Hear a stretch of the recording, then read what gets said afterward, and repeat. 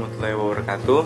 Perkenalkan, saya Muhammad Esa Putra Hatta, NIM 90200117067, akan membahas tentang spek pasar dan pemasaran. Assalamualaikum warahmatullahi wabarakatuh. Perkenalkan, nama saya Kriyanti, NIM 90200117053. Sini saya akan menjelaskan tentang risiko usaha.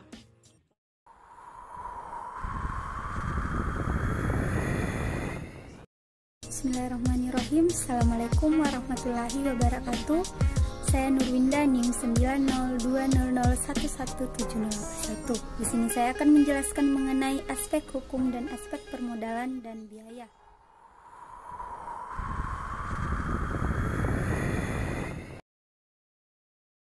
Assalamualaikum warahmatullahi wabarakatuh. Perkenalkan, nama saya Sulfia dengan NIM 90200117077, akan memaparkan mengenai latar belakang dan tujuan pendirian usaha.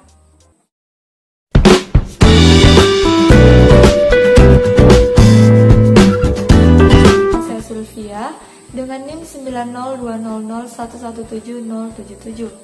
Saya sebagai pemateri pertama dari kelompok 3 akan memaparkan mengenai latar belakang dan tujuan pendirian usaha. Tidak bisa dipungkiri bahwa semua orang pasti menginginkan kesuksesan. Kesuksesan ini ada banyak sekali jalannya, salah satunya adalah dengan terjun ke dalam dunia bisnis. Hal ini bukanlah hal yang mudah tentunya, karena diperlukan keberanian dan juga modal yang cukup untuk membangun usahanya tersebut.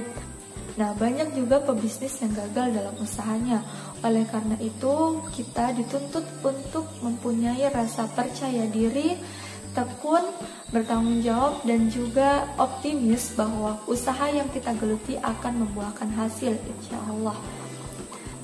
Nah, hal itulah yang melatar belakangi kami membuat proposal bisnis mengenai samosa. Nah, apa sih itu samosa?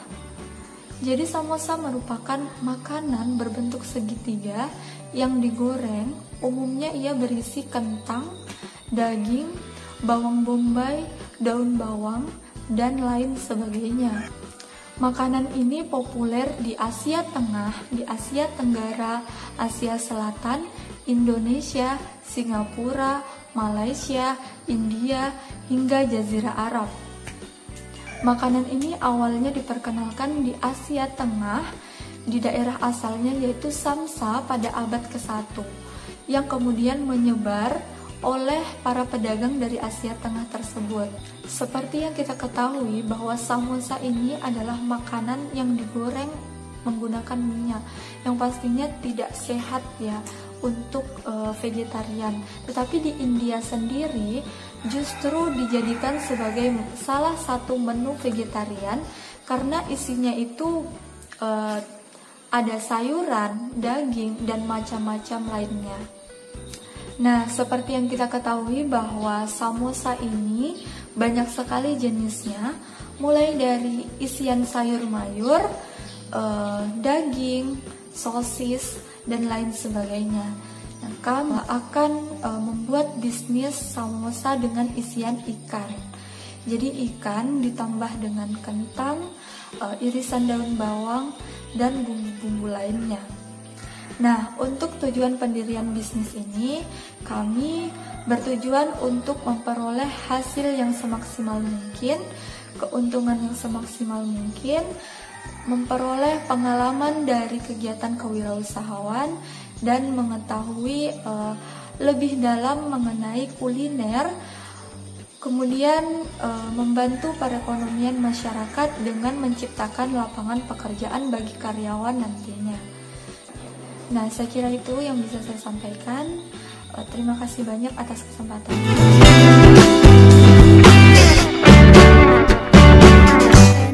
NIM 90200117081. Sebagai pemateri kedua, di sini saya akan menjelaskan mengenai aspek hukum dan aspek permodalan dan biaya.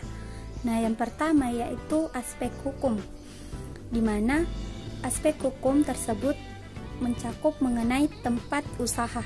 Nah, usaha kami berada di Jalan Aropala, Kota Makassar, Sulawesi Selatan. Nama pemilik yang pertama yaitu Muhammad Eza Putra Hatta, Srianti, Zulfia, dan Nurwindah. Nah, selanjutnya yaitu bidang usaha. Bidang usaha kami ialah bidang usaha kuliner makanan ringan. Adapun visi dan misi dari usaha kami, visinya yaitu untuk menciptakan usaha yang unggul dengan kualitas yang terbaik. Misinya yaitu yang pertama untuk memberikan kualitas yang terbaik demi kepuasan pelanggan.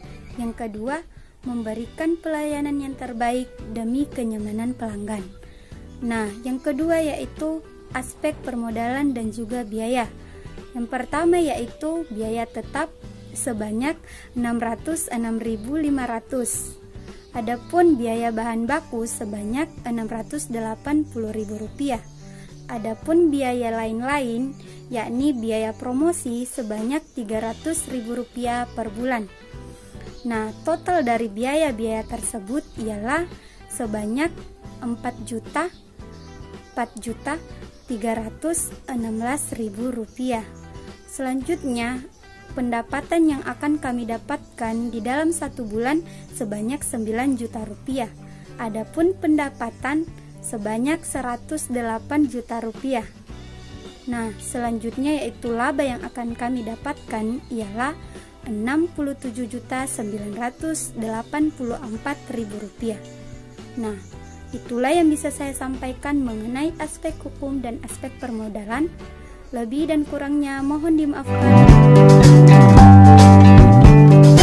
Saya Muhammad Esa Putra Hatta, NIM 90200117067. Saya pemateri ketiga akan membahas tentang aspek pasar dan pemasaran. Nah, adapun aspek pasar dan pemasaran, yang pertama itu adalah deskripsi bisnis. Nah, salah satu jenis usaha yang tidak pernah surut adalah usaha kuliner atau usaha makanan. Usaha makanan memberikan peluang yang sangat besar untuk diusahakan.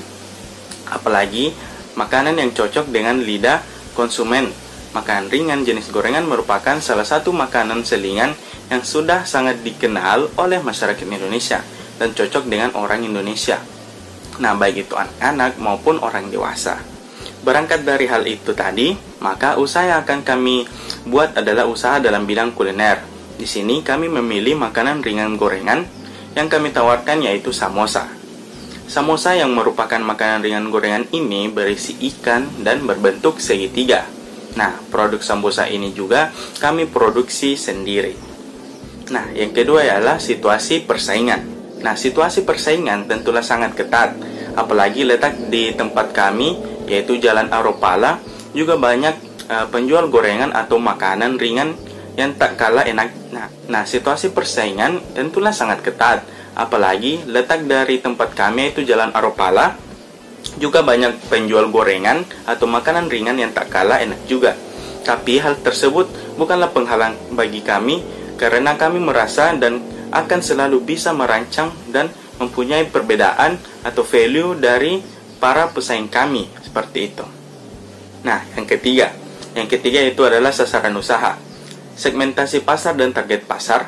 Produk kami dikonsumsi oleh para masyarakat yang cocok dengan berbagai kalangan, yaitu entah itu remaja, anak-anak, dewasa, dan juga orang tua. Yang keempat yaitu promosi penjualan. Untuk promosi penjualan tersendiri agar dikenal oleh masyarakat, kami mempromosikan usaha kami secara online, yaitu melalui lewat media sosial seperti WhatsApp, Instagram, Facebook, dan juga lain-lain. Dan kami juga melakukan promosi secara langsung, seperti itu. Yang kelima yaitu analisis SWOT produk. Nah, pertama itu strength atau kekuatan. Nah, kekuatan dari produk kami yaitu pertama lokasi yang strategis, harga yang terjangkau, terciptanya produk kuliner yang kaya akan manfaat gizi. Yang kedua, weakness atau kelemahan. Kelemahan dari produk kami yaitu produk hanya bertahan selama 3 hari saja, dan produk itu mudah ditiru, dan selanjutnya harga bahan baku yang tidak stabil untuk membuat produk ini. Yang ketiga yaitu adalah opportunity atau peluang dari produk ini. Yang pertama, dapat membuka usaha di tempat atau lokasi lain. Yang kedua, dapat dipasarkan ke pasar biasa dan juga ke toko-toko, terlebih lagi di sosial media. Yang ketiga, membuat inovasi baru dari bahan isian ikan.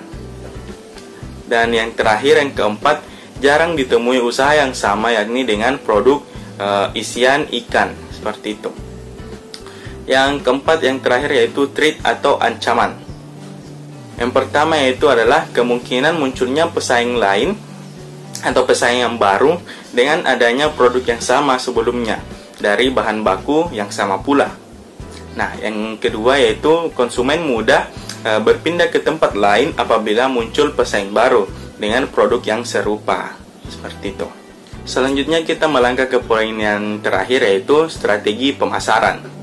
Nah, strategi pemasaran yang kami pakai adalah yang pertama, menjalin hubungan yang baik dengan pelanggan.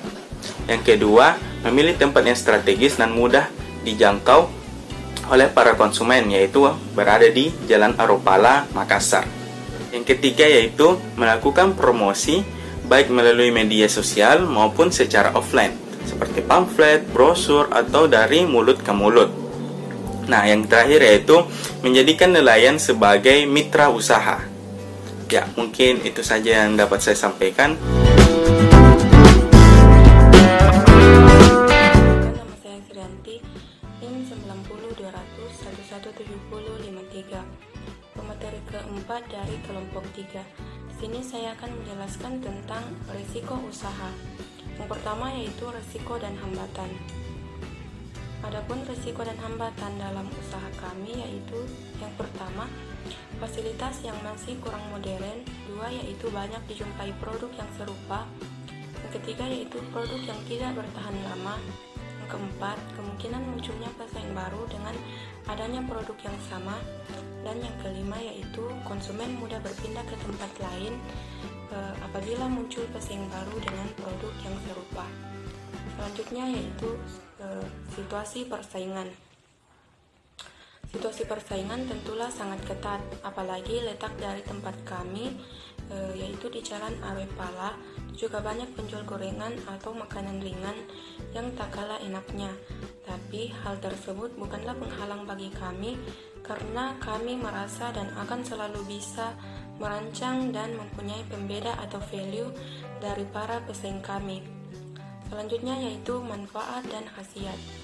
Adapun manfaat dan khasiat dari produk kami yaitu yang pertama, sebagai sumber protein yang berasal dari ikan sebagai bahan isian. Yang kedua yaitu bermanfaat baik untuk menyehatkan jantung. Yang ketiga yaitu kaya akan vitamin. Dan yang terakhir yaitu sumber serat makanan yang sangat baik. Selanjutnya yaitu bagian penutup. Yang pertama, kesimpulan. Samosa adalah gorengan berbentuk segitiga dengan isian umumnya adalah kentang. Namun pada usaha kami menggunakan isian ikan beserta rempah-rempah lainnya. Makanan ringan tersebut sangat populer di Asia Tengah, Asia Selatan, Indonesia, Malaysia, Singapura, dan Jazirah Arab. Tampilan yang unik seperti pada umumnya yakni berbentuk piramid atau kue pastel segitiga.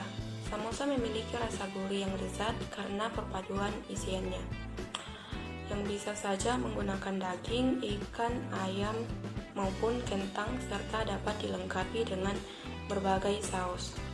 Selanjutnya yaitu saran. Banyak harapan dengan adanya proposal ini, dan semoga proposal ini memberikan motivasi bagi wirausaha baru untuk mendirikan usaha dan lebih kreatif membuka usaha yang mempunyai masa depan yang baik. Tetap percaya bahwa usaha bisa dilaksanakan, mempunyai etos tinggi, dan tetap mengutamakan kepuasan pelanggan. Demikianlah yang dapat saya sampaikan. Kurang lebihnya mohon dimaafkan. Mungkin itu saja yang dapat saya sampaikan. Terima kasih banyak atas kesempatannya.